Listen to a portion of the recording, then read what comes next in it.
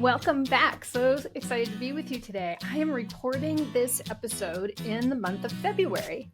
And we all know February is the month of love, right? Valentine's Day comes smack in the middle of the month. So this is a thing that I hear so much from my clients. I want to feel more love, connection, appreciation within my relationship. So we're only going to tackle one of those today, which is love. How do I feel more love in my relationship? So love is a feeling, right? This is a feeling that we have inside of our body. You might just pause here for a moment and just kind of think about something that you feel love around, something that's easy to love.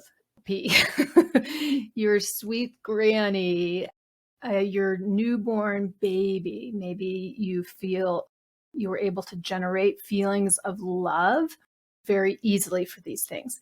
And just notice it's something that it's an emotion that we have in our body. It will present in different ways, swelling of our heart. I love in my gut, right? It is a feeling.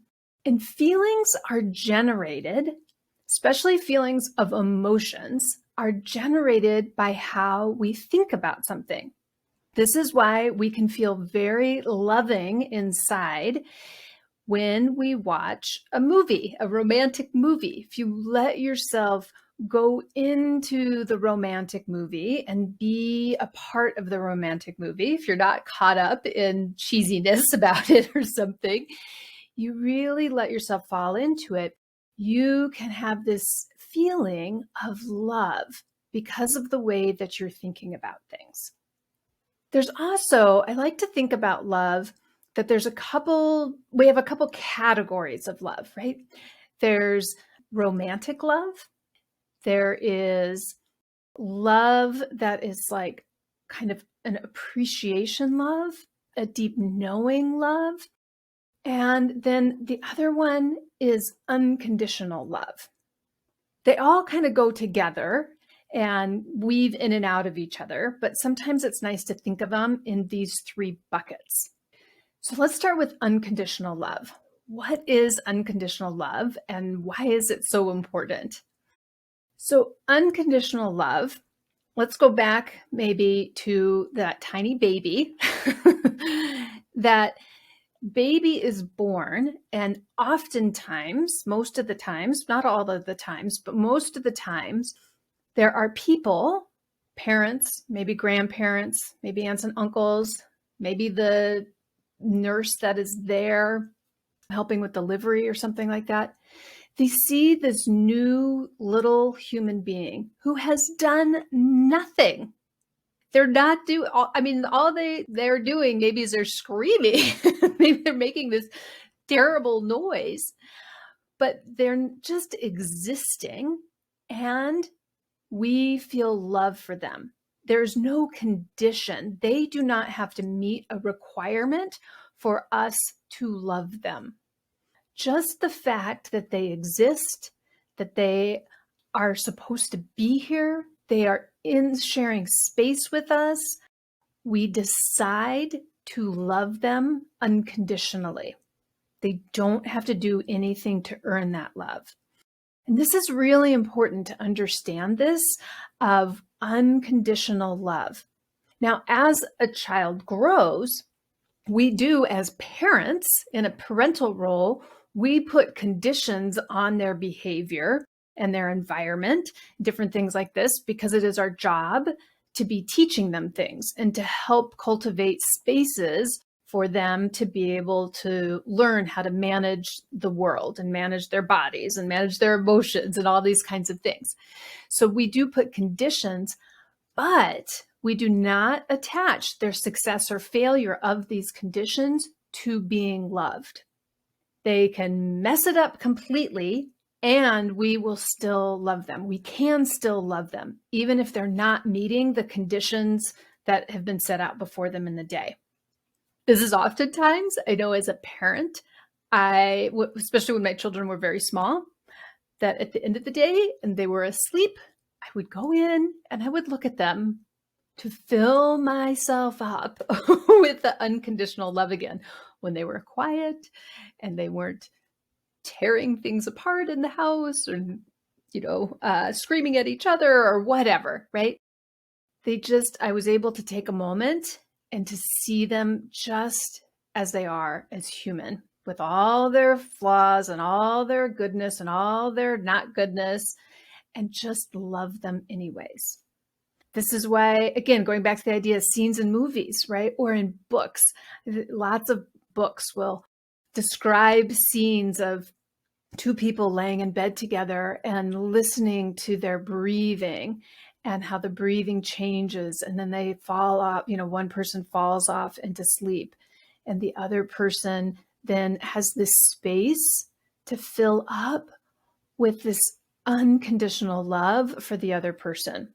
It's a little bit easier when they're not doing things that we have a lot of judgment and criticism about, right? And expectations around, that we can have unconditional love.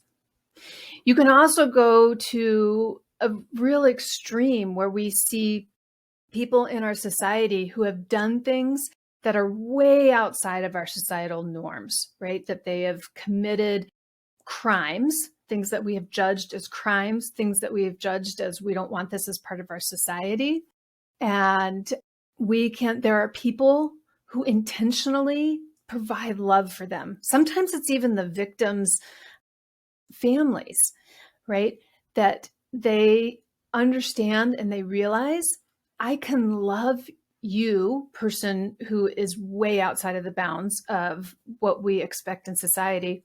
I can love you as a human. I can also then, we've decided to set parameters around what you can do and how you can move through the world for perhaps that person's safety and for other people's safety. But I can still, even when you behave in a way that is so outside of the bounds of normal, I can love you unconditionally as well. That one can be a harder stretch because it touches into a vulnerable place. But we really can see there are people who do this, right? Who forgive. And the reason why is not even necessarily so much for the other person, but for ourselves. When we love unconditionally, right, it opens us. It feels good in the person who's doing the unconditional love. We're released from judgment and criticism and trying to make things right and fixing things and cultivating things in particular ways, and are just able to fill ourselves up with this feeling, this good feeling. Love feels good, right? It opens us, it fills us. I keep making gestures that you can't see on the podcast of my hands sort of expanding away from my heart, right? Feel like the heart swelling. When we stop and feel unconditional love, it expands us. This is why we want to have it. So what's the role of unconditional love in our relationships, in our primary partner relationships? It's hugely important because research shows, as I do research on couples that are successful, relationships that are long-term and that they feel satisfaction out of them, what they find is that 70%, what researchers find is 70% of our arguments are not solvable. We have these arguments and there really is no solution to them. And so this idea of unconditional love in the face of being with a human that 70% of our, let's call it negative time, arguments oftentimes we classify as negative, are not really solvable. This idea of unconditional love, that I can love you and love myself in the face of there is not going to be a resolution of this particular conversation. I can still completely love you and not agree with your point of view. I can still completely love myself and have a different point of view. These things can coexist together. That it isn't about having the other person act or think or show up in a particular way in order for me to feel love towards them. This helps me feel better. That they get to be the human they are, I get to be the human I am, and there is still a space for love. Because we're not very good at controlling ourselves most of the time, and we're really not any good at controlling other people. So if love is conditional upon what somebody does or says or how they show up, there's not going to be very much love there. So unconditional love. Now, you can still have your opinions about things. You can still make requests about things. You can still work through certain things. But touching back to this idea that I can still feel love for you, even though 70% of our arguments, we're not going to come together on it. It's going to be unsolvable. But how we show up to those kinds of conversations, when we still are in the place, we touch back on the place of loving anyways. You're going to show up to those conversations in a whole different way, right? Less defensive, less needing to be right. We can both have different ways of doing it. This might not be solvable, and I'm going to love you anyways. I'm not going to necessarily like the way you do it, and I'm going to maybe do it differently, but I don't have to make you wrong. I don't have to cut you down for it. I don't have to put myself down for it or make myself wrong for it, for my position and opinion about this. There is enough love. Now, maybe you need to fill up with that unconditional love when they're asleep or when your partner's away at the station. Maybe they need to be that far away and you look at their picture or you hold their pillow when they're gone to use your brain to fill yourself back up with that unconditional love. That maybe some of these conversations you have are such hot topics right now, right? That you need that space to touch back in and fill up with that unconditional love. The more you do that, the more that spills over into the other areas and the other times in your relationship. This is a good segue to let you know, if you're listening to this when I release it in February, over on our social media pages, on Instagram and Facebook under Relationships on Fire, Relationships with the S. There's a 28-day love challenge in there. So for 28 days, I'm giving you a small little tip, a small little activity, right? Big habits are built with tiny changes over time. So if you want more love and connection, more feeling of love, more understanding of love, go subscribe over there so you can have a little bit every single day to help you practice it. This changes the tide because the habit of our brain is we're in getting through the day-to-day of life, especially when you have busy, crazy schedules. You have other people that you're responsible for, parents or children or whoever you're responsible for in your job and in their job, right? We have so much going on. We really get caught up in the minutia of life. And we're also wired to look at negative things. So we miss filling up ourselves with the sensation of love, with the presence of this unconditional love, no matter what is happening. So go over and subscribe to those pages so you get those things. You can have them pinged up for you every single day. Small little activities, small little thoughts. Most of them are questions, things for you to ponder, things for you to write down a little for yourself. You don't have to share it. It'll be different when you do it for yourself. I do give you some opportunities to get started and share something in the comments because you do want to be in action, right? So there is an opportunity to be in action, but redirecting your brain on purpose to think about love, in this case, is going to increase your capacity for it and your capacity to give it and to be present to it. Because as we look at the general category of love, we had unconditional love, just kind of the general category of love, because it's a feeling and it comes from our thoughts. It's directing our thoughts on purpose in the direction of love. And to have us notice and have more thoughts that generate the feeling of love about yourself, a feeling of love towards your partner, or any other direction that you would like to increase your sense of love. If you increase your capacity, your ability to feel love in any area, it's going to help in the areas that it's tougher. Some things are easier for you to generate the sensation of love for, right? And some things or sometimes it is harder.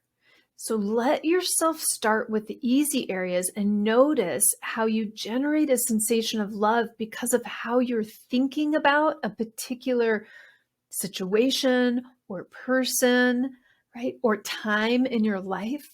Go back and see other times in your relationships where it was easy to generate this feeling of love. It's not because it doesn't exist today or it can't exist today. It just doesn't exist today because you're not having those kinds of thoughts. It isn't about the circumstance, because we can have tons of love and connection even when the circumstances of our lives has changed, right? Let's go back to that unconditional love, the extreme example of somebody who commits crimes, right? There can still be love for that person. And that is a very extreme example, right? We can choose to feel love in that place and with that person, right? For ourselves, even though their circumstance is something that we wouldn't choose, that we're going to put boundaries around, right? That we have decided as a society that is not okay, right? We can make those decisions and we can still feel love. So within the context of your relationship, you have the opportunity, even though the circumstance isn't maybe that romantic wedding or your honeymoon or those early budding days, right? Where it was easy to generate the sensation of love during those times, perhaps. You can use that to generate that sensation in your body and to see what those thoughts are and bring that capacity into today, to right now. And so go over, like I said, into the feed, and I give you little things every day in there on our Facebook, Relationships on Fire, or the Instagram. And there's a little something for you every single day. Now let's talk just a little bit about the third category, which I said is romantic love. And romantic love, again, this is how you choose to think about your spouse, right? To think about that significant other. Romantic love, you can say, comes out of, if we're looking at our base primitive way of being, is maybe pushed forward by procreation, right? Just as being animal beings, that there's a certain amount that has to do with that. It has a certain amount to do with finding our people, our safety, right? Our tribe, right? We are group, humans are group seeking people, animals. We're not loners for the most part. There's always exceptions to every rule. But for the most part, we go like to a nature special, we're a species of animal that goes in groups and goes in packs and seeks out these family organizations for safety, right? So our romantic has some of those components to it. Some of those comes from some of those primal places. But it also, again, has to do with how you are choosing to think about your partner in this case, or thinking about another person, that of bringing in that sense of attractiveness to them. and which is where we have this sense of romantic love. If you're having a tough time feeling unconditional love or generalized love with your partner, romantic love may be exceptionally difficult, right? You may be very far away from that right now. Or maybe you do have that part, that energetic, physical connection. And that one is easier for you to generate, that the two of you, that is a way that you can come together. Either way, build up the one that is easy for you. Pay attention to the one that's easy for you to let yourself grow and expand in that space. And then you can start to bring it over into one of the areas of love that's a little bit tougher, right? That's a little bit harder for you right now for whatever reason. And it doesn't really matter the reason, right? We want to give ourselves a lot of space and generosity and curiosity to take the areas that it's easy and let it spill into the areas that are harder. This might be a good reason that you come over and get coaching if you're having some areas that it is difficult for it to go into, and we can go more into that. But for right now, it's really noticing that love comes from how we are thinking about ourselves, about our partners. If we are directing ourselves towards things that feel positive about them, that is generous, right? That's appreciative. These kinds of things generate a sensation of love. Judgments, criticisms, needing them to meet certain conditions, this pulls us away from feeling a sense of love. You get to choose which one that you want to have. You get to choose which one you want to grow day to day. It is not something that just kind of happens. It is something that we have to practice. Love is a practice, just like all kinds of things in our lives, right? That we can practice it enough that it becomes habitual, brushing our teeth, or we can get lost in the busyness of life and find that we haven't been practicing it. And then we say things like, I have fallen out of love. It's not that you have fallen out of love.